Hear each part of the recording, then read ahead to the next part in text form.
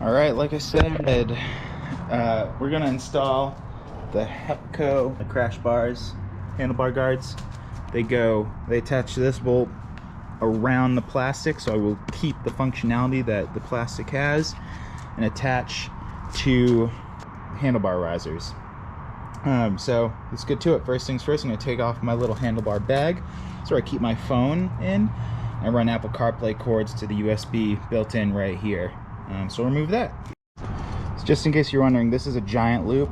It's meant for like dirt bikes, and it's meant to actually sit on your bike like this. I don't have a lot of room back here, and I want it to not interfere with anything, so I actually mounted it backwards on the front and tucked it away right here, and that way I can still get to my ignition. It doesn't interfere with the display or anything, and I keep this area open for turning radius. This has two pockets right here. That'll fit my phone, and I can put, like, I don't know, paperwork in the mesh thing. I haven't really used it for that much. Maybe my wallet can go in there if I don't want it in my pocket. But yeah, giant loop, link in the description below. Yeah, support me by buying from that link. Hopefully it will be useful for you on your adventure riding as well. For the Hepco install, you will need a pretty elaborate toolkit. The one thing that I didn't have and was very difficult to find was a 12mm Allen key. So as a result, I now have a whole set of Allen keys that didn't come in my main toolkit, which is over there. And all this stuff, I didn't have the right Allen keys. So I got a 6 all the way to a 19. We need a 12. Most cases max out at 10. You need a 12 specifically for the bolts that come with the Hepco kit. So that's why you need it. And that'll get torqued down to the specifications detailed out in the Hepco install. So key item, 12mm Allen key, and a torque wrench. I also have this 1/2 inch to 1/4 inch adapter just in case I need to torque things down from the torque wrench. I did have a little bit of a panic attack when I saw that, and everything was in German, but lo and behold, everything is in English directly underneath or to the right. So there's your list of items you'll need. It comes with all of it, so you don't have to worry about that. First steps first, I need to screw in, so the big bolts, there's a tiny little M6 bolt, and that goes into the end, and that'll be explained later, but that gets screwed in like that, because that will end up attaching to the handlebar weight, which is inside the handlebar. Don't worry, I'll show you.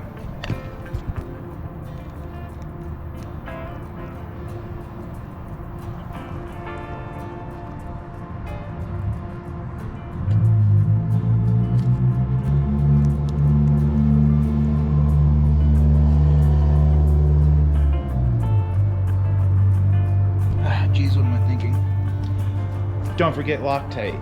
You need to use blue Loctite. I got some right here. Red will be too strong, and then you'll never be able to get the things off.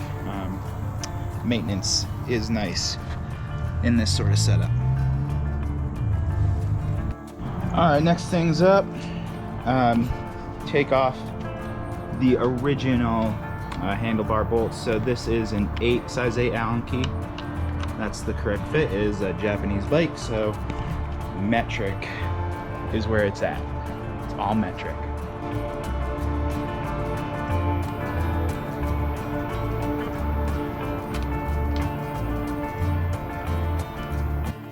You know how I mentioned earlier that the handlebar weights were in here? Well, here's what you're dealing with. Start pulling, pull, pull, pull. This is the handlebar assembly. So that's your weight.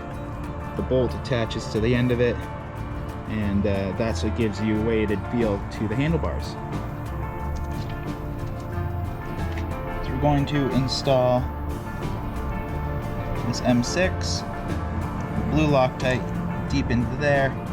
I'm going to use some Allen key for it. me go find those.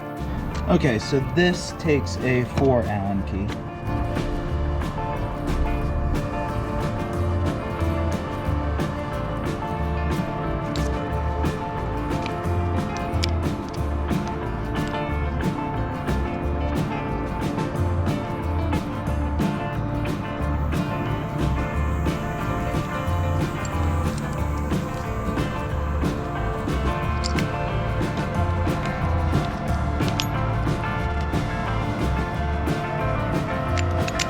Now that the Loctite's on it, we're gonna reinstall the handlebar weight. So, Exhibit A, this goes in there, pretty much like that.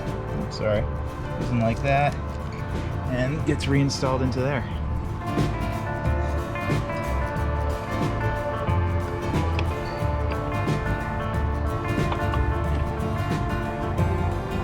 And make sure you use blue Loctite like usual.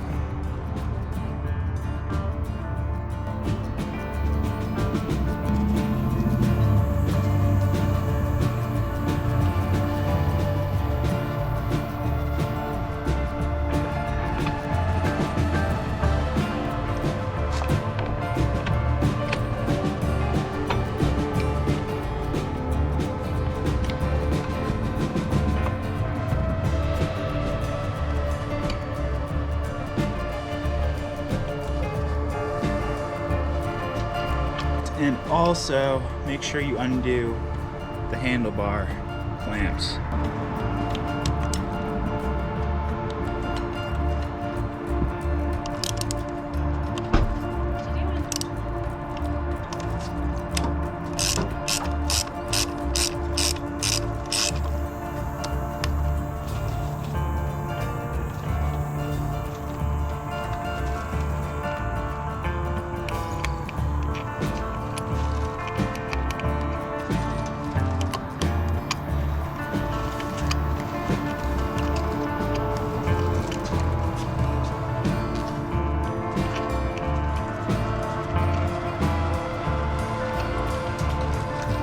Now that these are done, we're going to put in the supplied hardware from Hepco. It is a bolt with a flat washer. So it goes in like that. Line up the whole thing and insert.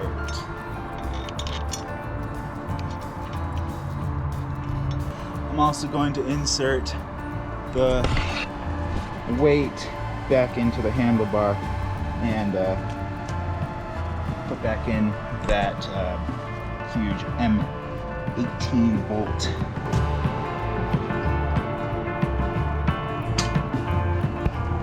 Put you guys down for a second. So once again, insert and push. First threads take, and now it's time to tighten everything down. So these do have a torque specification. The top right here is 24 foot-pounds of torque. That is per the manual. Also found on Africa Twin Forum right here. And it's too blurry, but can't see it. 24 foot-pounds. So make sure you have a torque wrench when doing this.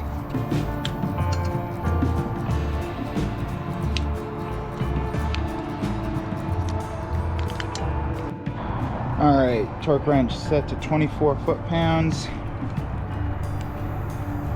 And to tighten, insert, and just tighten each one.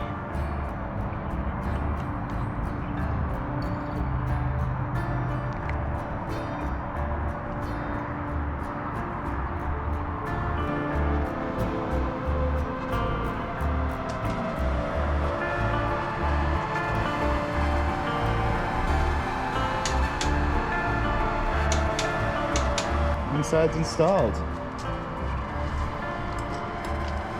Check that out.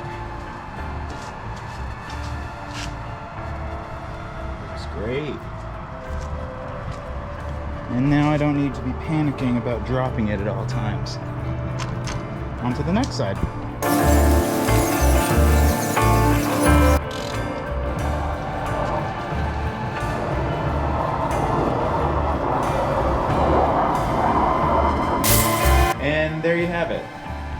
Here's the final product. Solid, not going anywhere. As you'll find out in a couple videos, I had to put these to the test. My friend and I went off-roading and he forgot how to use the clutch and the brake, which then resulted in a little whoopsies, but the only thing that happened, a little scratch right there. That video, I will probably just sand this part down and repaint it so that it doesn't oxidize, and I'll combine it with the little brief off-roading we had as part of that trip, and then also just the initial contact point, which difficult to see. It's right here, that little blemish. So the heat crash protection is coming up next in the next video. Don't forget to like and subscribe. It helps the channel out a lot. We'll see you next week sometime, maybe. I don't know. See you on the next video.